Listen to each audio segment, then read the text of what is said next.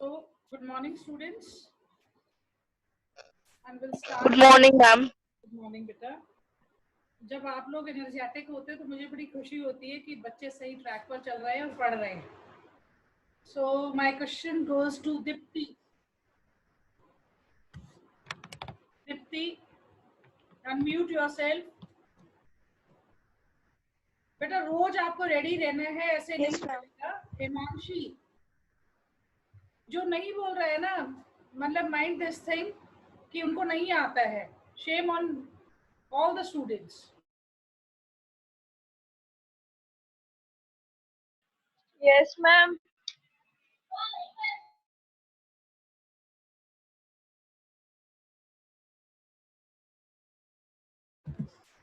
Yes, Himanshi, unmute yourself and your question. Yes, ma'am. Integrated rate equation बताएं. Which equation we have derived? Vinay.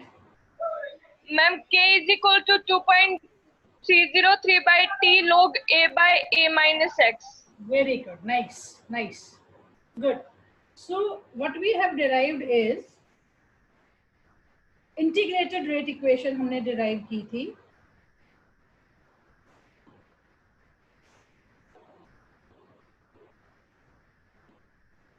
किसके लिए? First order के लिए.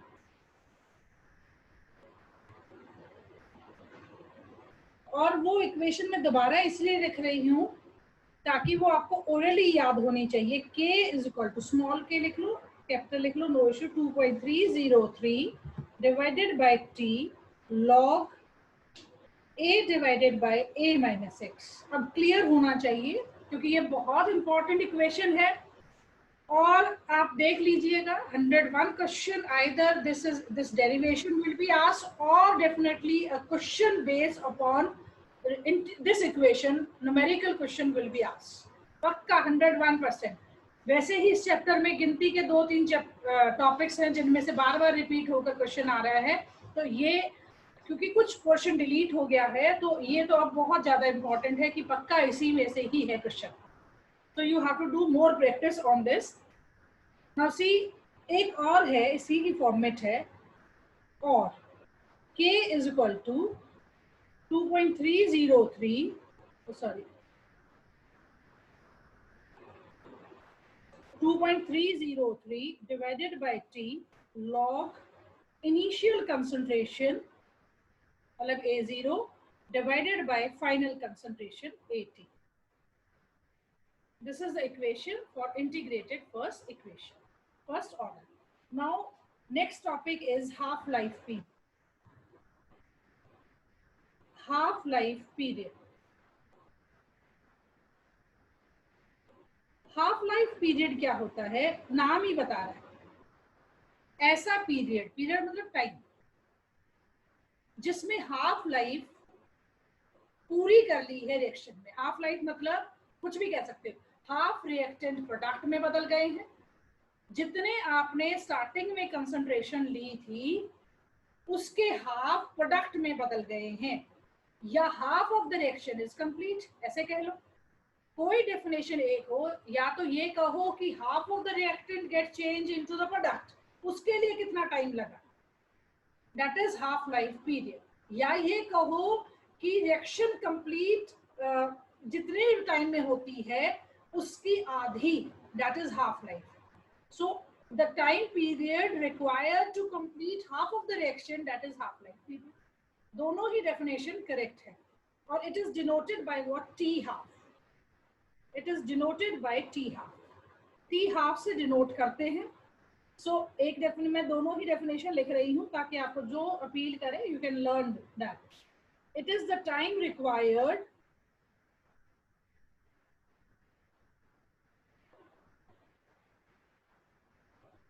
by the reaction. It is the time required to complete half of the reaction. Simplify karo. It is the time required to complete half of the reaction. आधी reaction पूरा करने के लिए जितना भी टाइम चाहिए, that is half life period. Another definition, it is the time required by the reaction so that half of reactant get changed into product. Product में बदल जाएं, या आप इसी को ये कह सकते थे half of the reactant get decomposed. एक और तीसरी डेफिनेशन लिख सकते हो, जो आपको अपील करे लर्न ओनली वन। सेम यहां से यहां तक, it is the time required, इतनी डेफिनेशन बना दी जो आपको इजी लगे। It is the time required by the reaction so that half of the reactant get decomposed, आधे reactant decompose हो जाए। Now we know integrated rate equation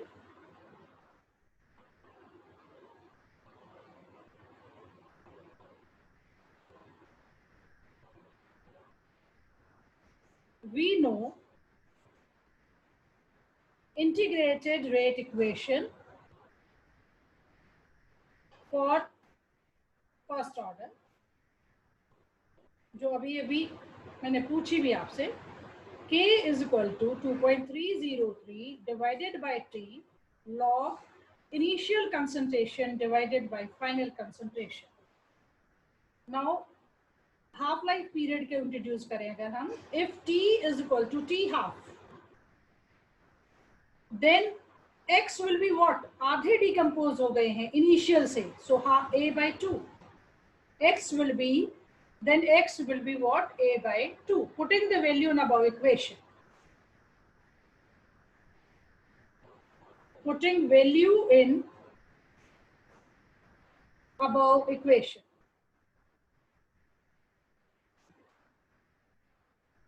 What do you got?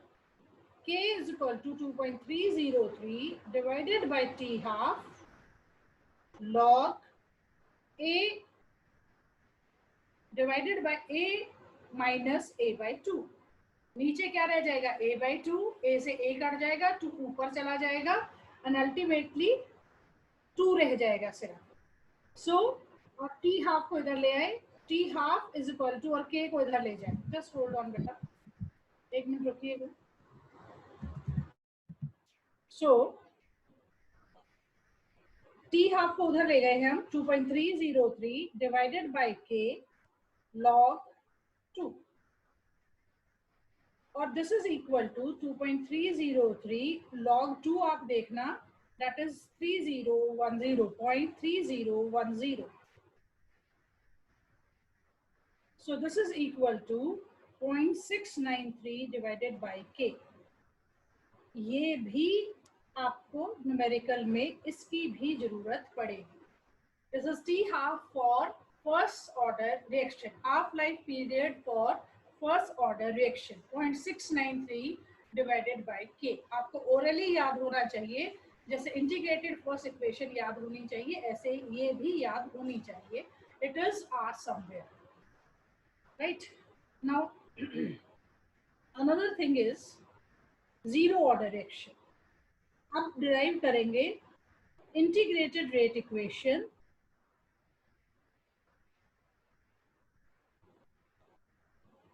for zero order reaction.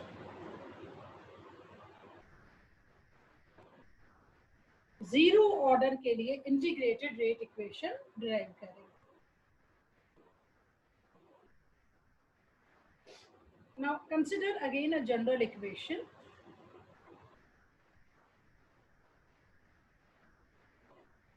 Consider a general equation.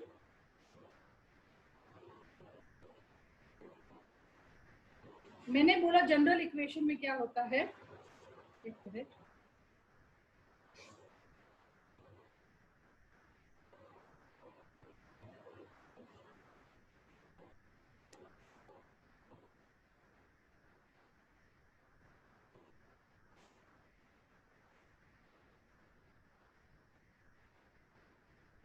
Consider a general equation like कोई भी ले सकते हो, a plus B get change into product. ये imaginary है, कोई भी हो, मतलब दो रिएक्टेंट हो मानो, या सिर्फ एक ही रिएक्टेंट हो that get change into product, उससे भी कोई लेना देना नहीं है। any of this you can write down, or n times of a it is getting change into product, we don't have to bother how many reactants are there। एक general equation कोई भी आपने लिखनी है, और then what you have to write, rate according to zero order definition अगर हम देखें तो rate is directly proportional to what, concentration of reactant raise to power zero, मतलब a की पावर जीरो होगी, यानी कि rate is equal to what, k into a raise to power zero या b raise to power zero, right. Or you can say rate is equal to what, for zero order reaction rate is equal to k। So for zero order reaction rate is equal to what, that is equal to k, definition है। और अगर आप ध्यान से देखें, I don't know what is it,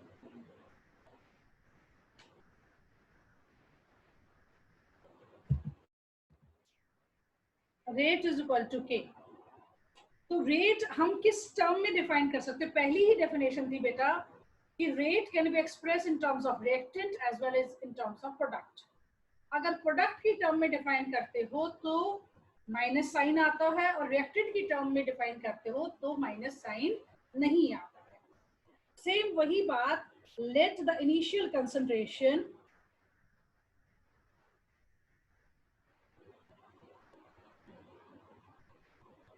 of reactant that is equal to A0, or whereas final concentration of reactant that is AT, right। और जो decompose हो गया, let the concentration of reactant which get decomposed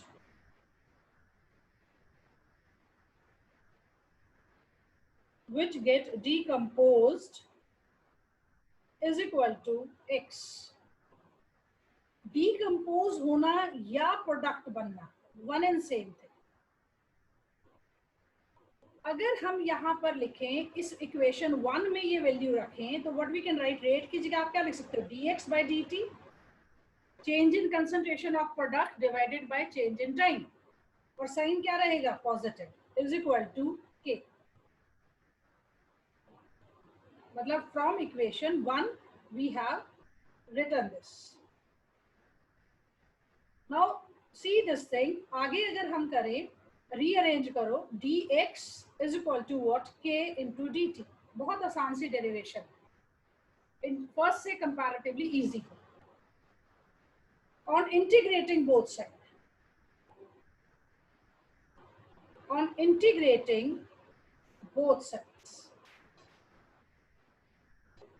दोनों side पर integrate करें तो this is equation number 2। So dx का integration क्या रहेगा, कल बताया था आपको, that is equal to k into D, और k is a constant so बाहर रह जाएगा। इसका इंटीग्रेट अगर हम देखें, this is from a to at, initial concentration to this, और करना चाहो तो ठीक है, नहीं तो तब भी इसको I'll erase it, otherwise it make it complicated, it's better you write dx का इंटीग्रेशन, और dx का इंटीग्रेशन क्या होता है, x, right. So x that is equal to k into t plus I, integration constant।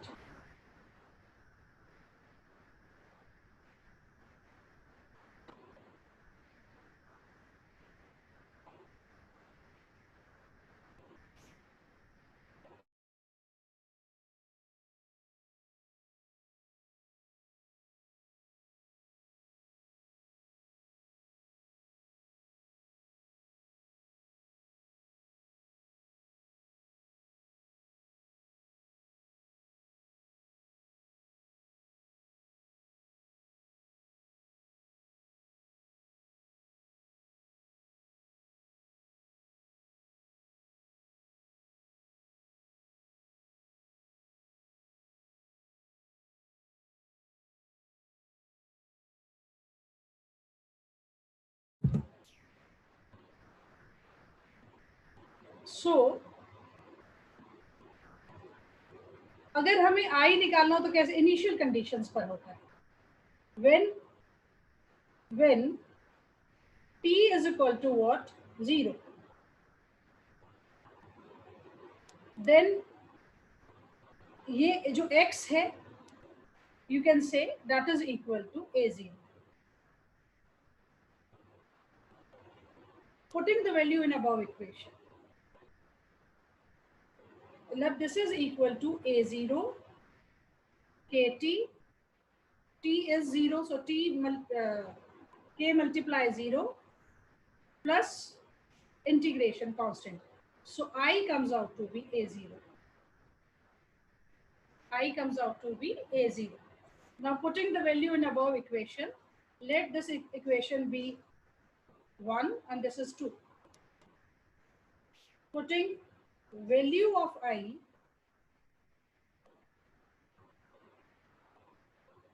in equation 1. So a0 is equal to kt, not x, sorry, just hold on.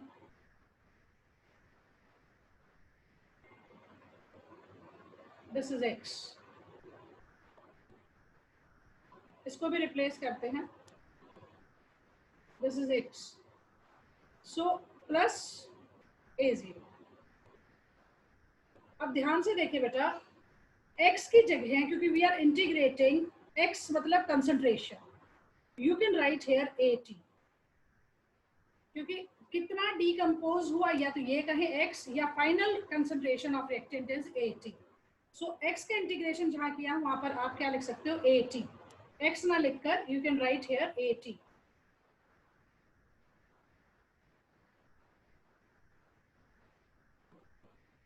So at is equal to this. Now kt is equal to, rearrange करें, at final concentration minus initial concentration, और t is equal to what, that is 1 by k at minus a0. Final concentration minus initial. This is integrated first equation. चाहे यूं लिखो, k को उधर लेकर जाना तो k is equal to 1 by t final concentration minus initial concentration.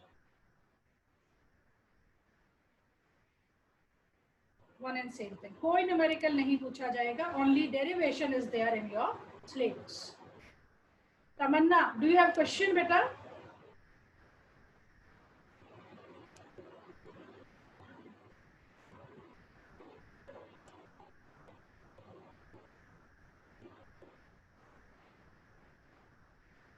Beta, chatting is not allowed, so don't do chatting on this study group, right?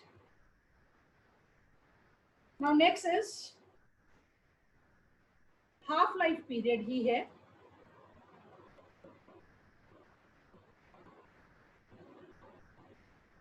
For zero order reaction.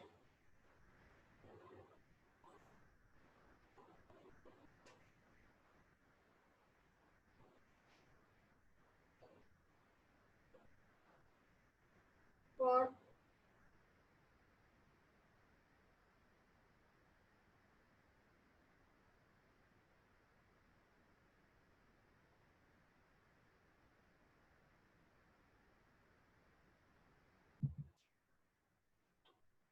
half-life period for zero order reaction.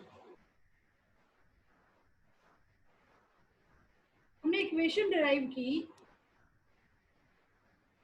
Final concentration minus initial concentration is equal to kt.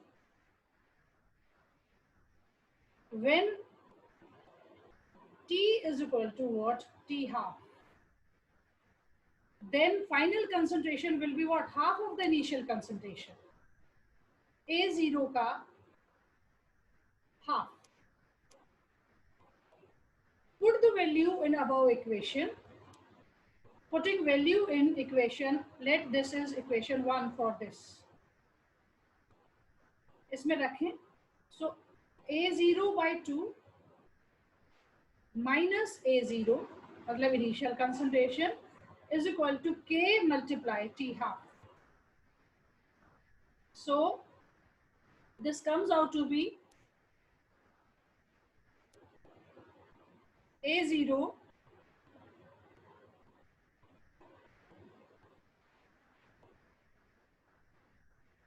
just hold on. Yes, A0/2 is equal to KT, or T is equal to what? 1/K, 1/2K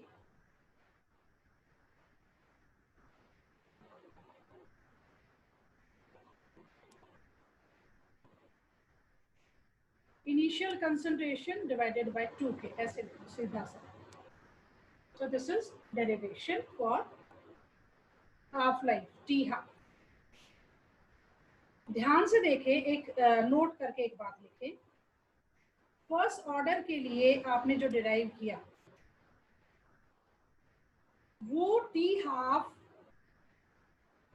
की value थी 0.693 divided by K, और zero order के लिए आप जो derive कर रहे हो वो T हाफ है, दैट इज A0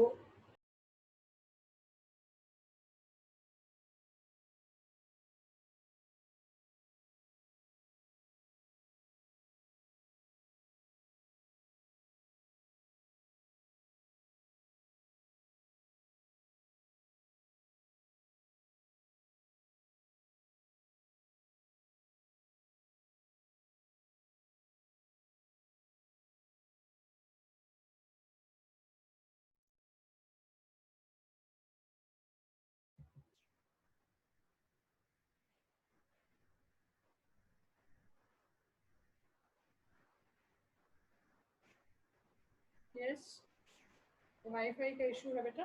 और नाउ सी, हमने फॉर फर्स्ट ऑर्डर रिएक्शन हमने क्या देखा? For first order reaction T half is 0.693 divided by K है, और for zero order T half is what? A0 divided by 2K है. ध्यान से देखो,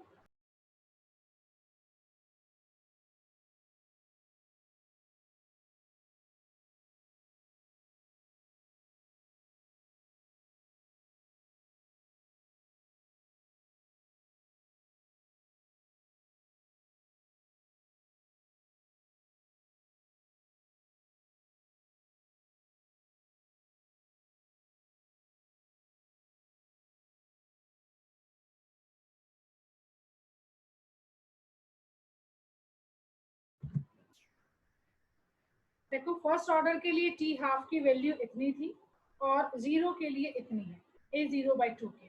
ये दोनों इक्वेशन याद होनी चाहिए. न्यूमेरिकल आएगा तो सिर्फ फर्स्ट ऑर्डर पर आएगा, जीरो ऑर्डर पर न्यूमेरिकल नहीं पूछा जाएगा. Now what is there? क्या डिराइव करते हो? क्या आपने इसमें नोट किया? नोट हमने किया कि इसमें फर्स्ट ऑर्डर में इनिशियल कंसंट्रेशन पर डिपेंड नहीं कर रहा. T half is not depending upon what? Initial concentration of reactant.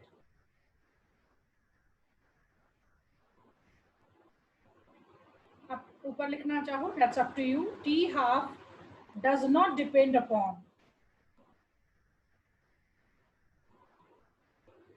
initial concentration. लेकिन इसमें ध्यान से देखें, A0 क्या है? That is जीरो ऑर्डर के लिए देखें, this is initial concentration.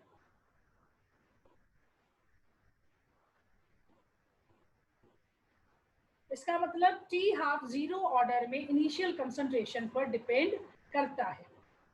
So T half depends upon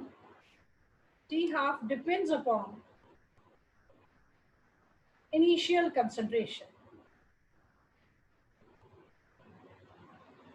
in zero order reaction. Zero order में डिपेंड कर रहा है, but for first order it is not depending upon what? For this.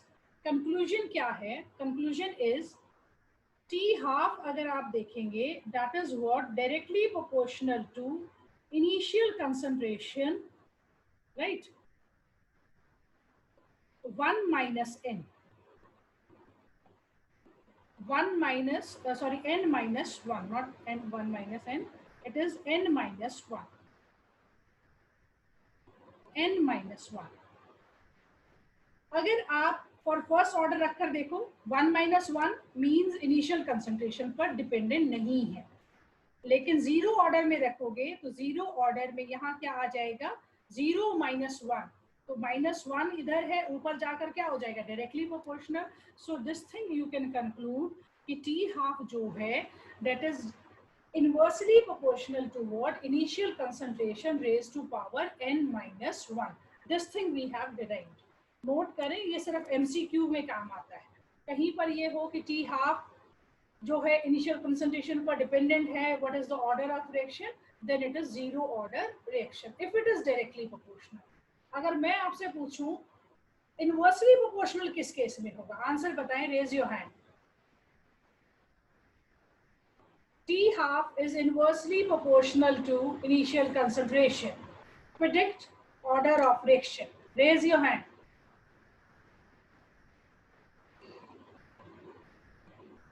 Yes, Himanshi. Yes, बेटा बताओ. Ma'am second order. Very good. Second order आप यहां रखकर देखें. Second order 2 minus 1. So it is -1. 2 minus 1. So 2 minus 1 is 1. तो inversely proportional initial concentration का देखो question क्या पूछा था मैंने. For second order n will be what? n will be 2. 2 रखकर देखो t half that is directly proportional to inversely proportional to 2 minus 1 means inversely proportional to initial concentration. Power 1 रह जाएगी. तो यही तो क्वेश्चन पूछा था कि t half इनवर्सली प्रोपोर्शनल किसके इनिशियल कंसंट्रेशन के कब होता है, when it is a second order reaction. Second order में इनवर्सली प्रोपोर्शनल होता है, फर्स्ट ऑर्डर में डायरेक्टली प्रोपोर्शनल, फर्स्ट ऑर्डर में it is not dependent upon the initial concentration, और जीरो ऑर्डर में it is directly proportional to initial concentration. Orally याद रखना चाहो या ये जो मैंने ब्लू में ये बनाया है इस फॉर्मूले को याद रखना चाहो, that's up to you. T half is that is inversely proportional to initial concentration raised to power n minus 1. Or n is what? Where n is order of reaction. अगर फर्स्ट ऑर्डर कहोगे तो 1 minus 1 मतलब 0 आ जाएगा. तो T half does not depend upon initial concentration in first order reaction. So these are the questions. Now next topic is molecularity.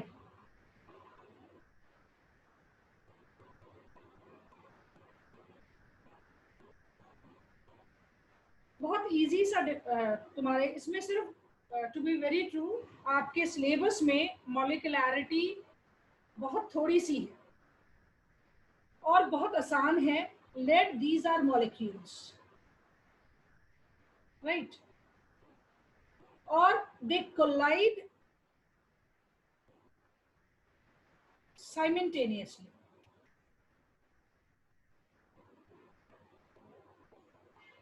मतलब इकट्ठे collide कितने करें,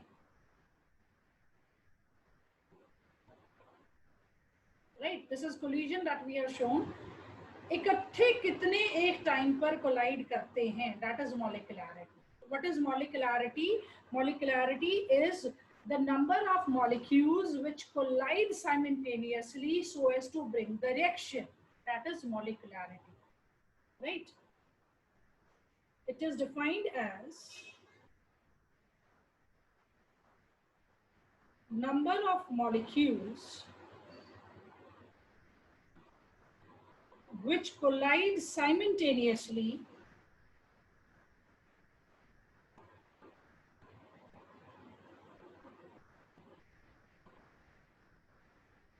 to bring a chemical reaction. एक केमिकल रिएक्शन को करने के लिए जितने मॉलिक्यूल एक टाइम पर कोलाइड करें तो that is called as molecularity. Okay.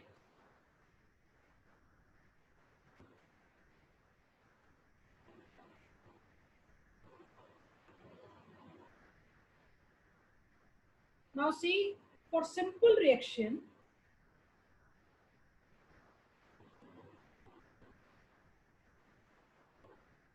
अगर एक ही, if one molecule participate, if one molecule changes into product,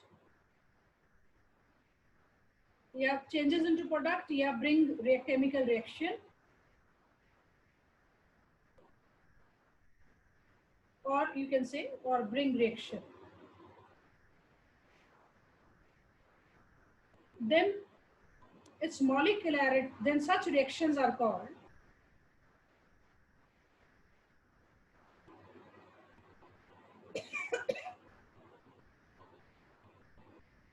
unimolecular reaction.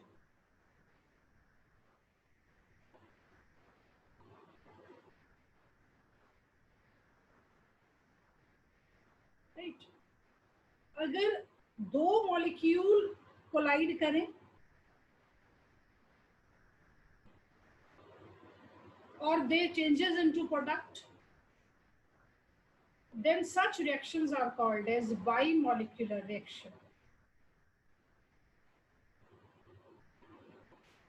Then such reactions are called bimolecular reaction.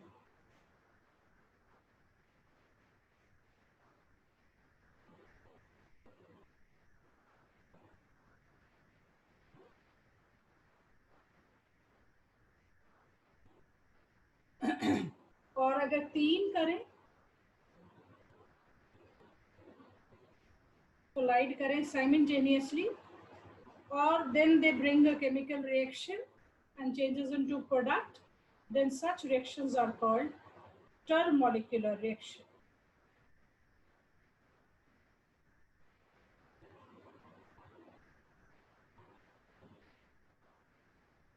अब कई बार ये हो जाता है कि what is simple reaction?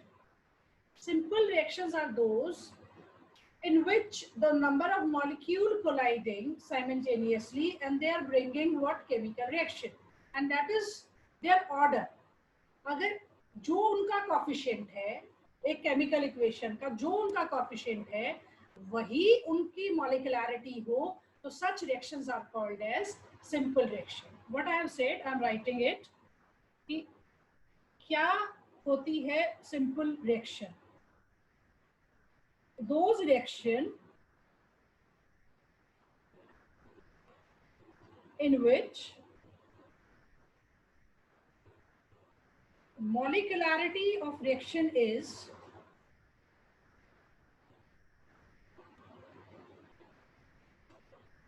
similar to the coefficient of a balanced chemical equation. To the coefficient of a balanced chemical equation.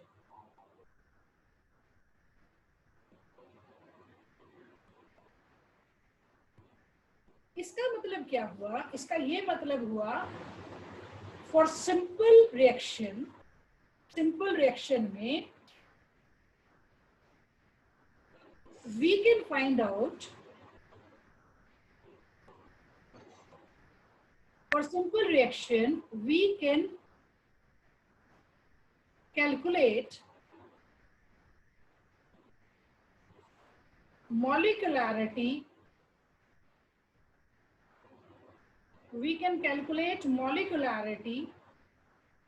from balance equation. From balance equation. Right? Now, next is complex reaction concept. Complex reaction वो होती हैं जिसमें मॉलिक्यूलैरिटी हम reaction से नहीं निकाल सकते. Right? मतलब those reaction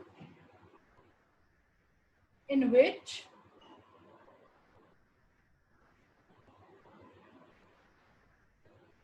molecularity is not equal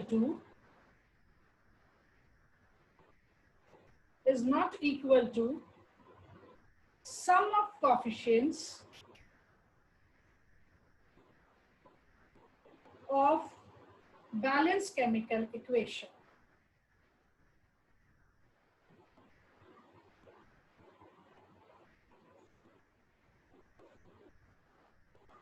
अगर इक्वल ना हो, मतलब मॉलिक्युलैरिटी अलग हो और केमिकल इक्वेशन की जो बैलेंस, फॉर एग्जांपल अगर मैं लिखूं MnO4 negative plus 8H positive plus 5 electron, it gets changed into manganese ion plus 4H2.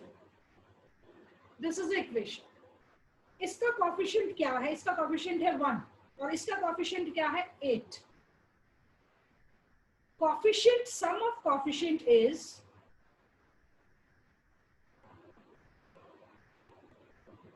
that is 1 plus 8, 9. और अगर आप इमेजिन करो बेटा, दोनों मॉलिक्यूल क्या इकट्ठे एकदम कोलाइड कर सकते हैं? नहीं. इसका मतलब मॉलिक्युलैरिटी 1 हो सकती है, 2 हो सकती है, 3 हो सकती है, मैक्सिमम 6 हो सकती है. एक वो भी बहुत कम. यूजुअली 1, 2, 3 और 4 तक पॉसिबल होता है. Molecularity can be up to 4 easily. 4 molecule इकट्ठे आए, कोलाइड कर जाए, पॉसिबल.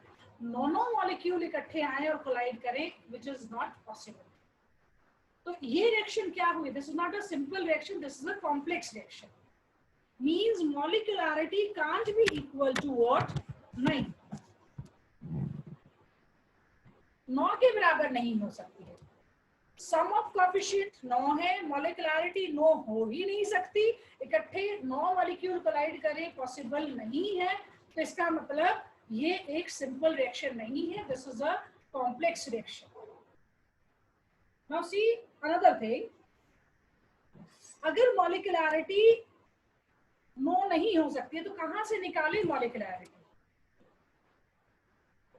एक नोट करने वाली क्या बात है, जो कॉम्प्लेक्स रिएक्शन है they takes place in steps.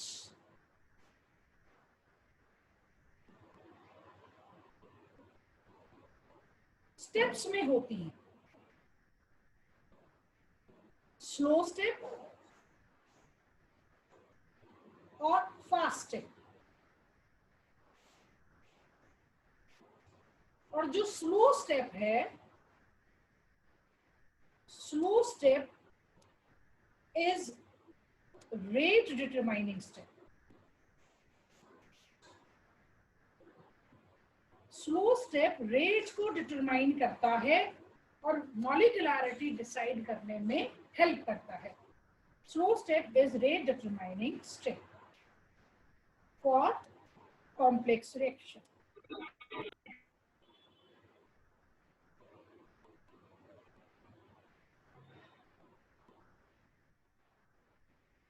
Now see, we'll take one example and then it will be clear to you.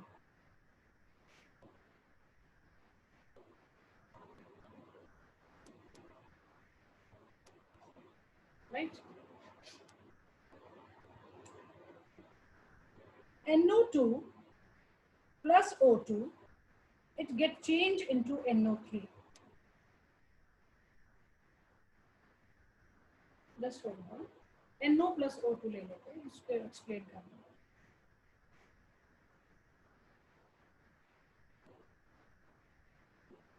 NO plus O2 get changed into NO2. Balance करें. If you balance it, 2 times of this, 2 times, it get balanced. Now see this thing. अगर equation को देखें, coefficient कितना आ रहा है? 2 plus 1, that is 3. लेकिन reality में क्या है? The above reaction is not a simple reaction, that is also complex. It appears to be simple but it is a complex reaction and it takes place in step. Steps में होती है. कैसे? The above reaction takes place in step. ये बेटा experimental है सारा का, आप ये सोचे कौन से स्टेप में है, कैसे याद रखें, यू हैव टू डायरेक्टली ये सिंपल है, ये कॉम्प्लेक्स है, लर्न करना है। तो above reaction takes place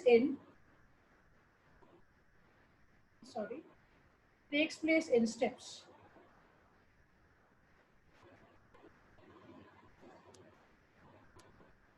steps में होती है। Number 1 step, that is slow step. NO plus O2, it gets changed into NO2 plus O. O कहाँ है, ये तो है ही नहीं। This is actually intermediate.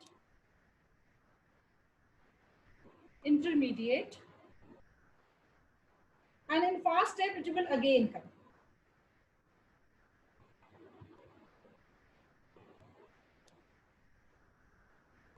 ध्यान दें बेटा, see to it, जो अगली रिएक्शन है समझने वाली। NO का एक मॉलिक्यूल आप ले चुके हो स्लो स्टेप में, और टोटल मॉलिक्यूल है आपके पास 2। कितने बच गए, एक और बच गया, वो NO आएगा और इंटरमीडिएट आएगा, वो फास्ट स्टेप में रिएक्ट करेंगे और they also get change into product. मतलब प्रोडक्ट क्या, NO2।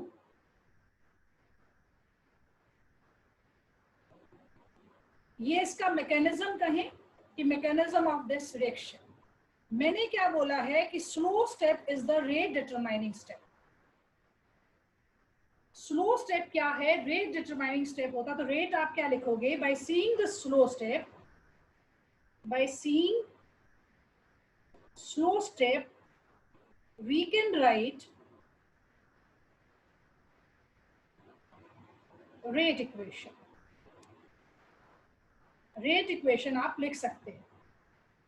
देखो NO कितना है 1, O2 कितना है 1, तो इसका मतलब rate is directly proportional to what, directly proportional to NO raise to power 1 and O2 raise to power 1। Slow step में अगर सिर्फ NO होता तो NO रेज टू पावर 1 और O2 रेज टू पावर 0 हो जाता, लेकिन स्लो स्टेप को देखना है और फास्ट स्टेप को आपको बिल्कुल भी नहीं देखना है। सिर्फ स्लो स्टेप को देखो, NO 1 है तो 1, O2 1 है तो 1, और रेट इक्वेशन लिख देंगे हम। Rate equation, rate is directly proportional to NO raised to power 1 and O2 raised to power 1. Therefore, rate is equal to what? K into NO raised to power 1 and O2 raised to power 1. Yes? Aryan, do you have problem?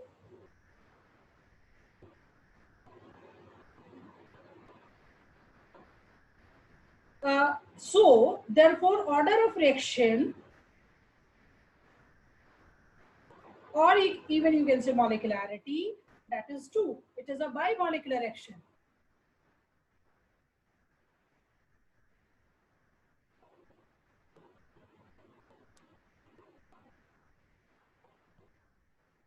और equation देखो ध्यान से बेटा, equation main equation थी ये,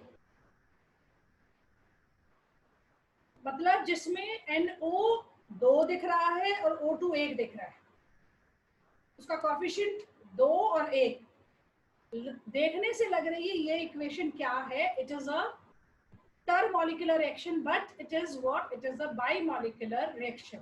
Why so? Because only two molecules, they are colliding in slow step. So slow step is always a rate determining step.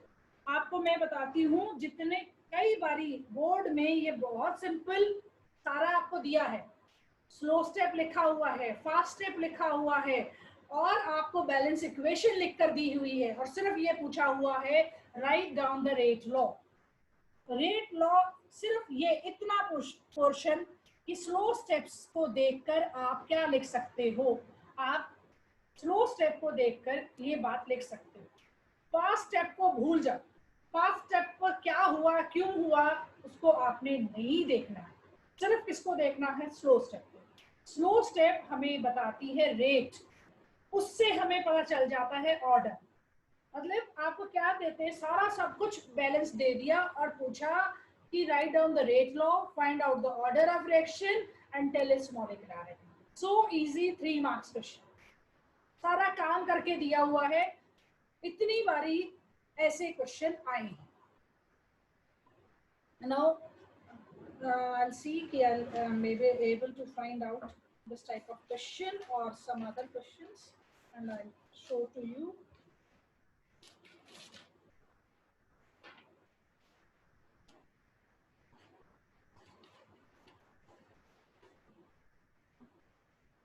Yes, देखो क्या दिया हुआ है, क्वेश्चन देखें। A reaction is given,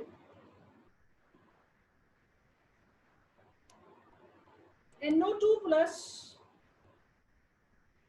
CO and it is getting changed into NO plus CO2, ये दिया हुआ और रेट इक्वेशन भी गिवन है। Rate is equal to K into NO2 raised to power 2, this is given. और पूछा हुआ है write the mechanism of reaction. बेटा ध्यान से सुनना, सो इजी।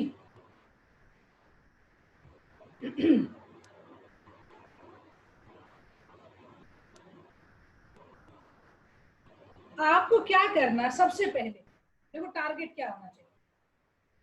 समहाउ आपको इस रेट इक्वेशन को देखकर स्लो स्टेप लिख देना है।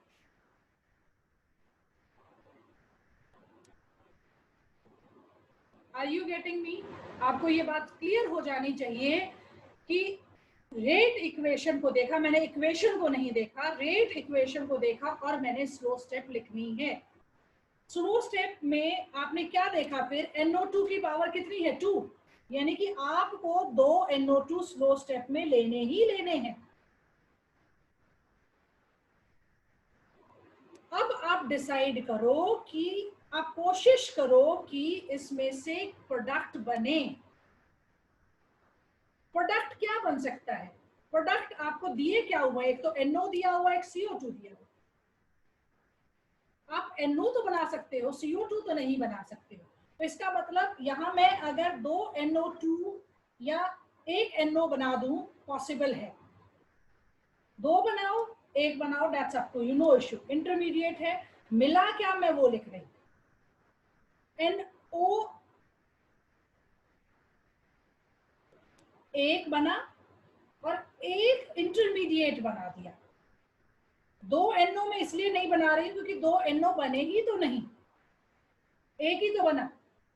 तो इसलिए 2 NO में नहीं बना सकती थी, इसलिए मैंने 1 NO बनाया और बचा हुआ क्या, वो इंटरमीडिएट बना दिया। ये मैंने इंटरमीडिएट बना दिया।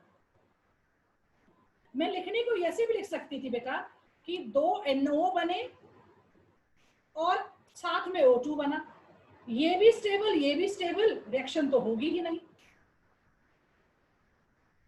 तो आपने कोशिश करनी है कि एक तो प्रोडक्ट बने ही बने, ना बने कई बार नहीं भी बनता, आप ऐसे केसेस भी देखने को मिलेंगे आपको। तो जो नहीं बनेगा तो वो इंटरमीडिएट बन जाएगा। 1 NO बना दिया मैंने और बचा हुआ जो भी NO2 2 NO2 में से जो बचा वो मैंने इंटरमीडिएट बना दिया। उसको मैं कहाँ लूंगी, फास्ट स्टेप में। मतलब फास्ट स्टेप में अब हमने क्या करना है, ये NO3 दोबारा से लेना है क्योंकि इंटरमीडिएट है। जब आप इन दोनों रिएक्शन को ऐड करो, स्लो और फास्ट को, वो इंटरमीडिएट कट जाना चाहिए। प्लस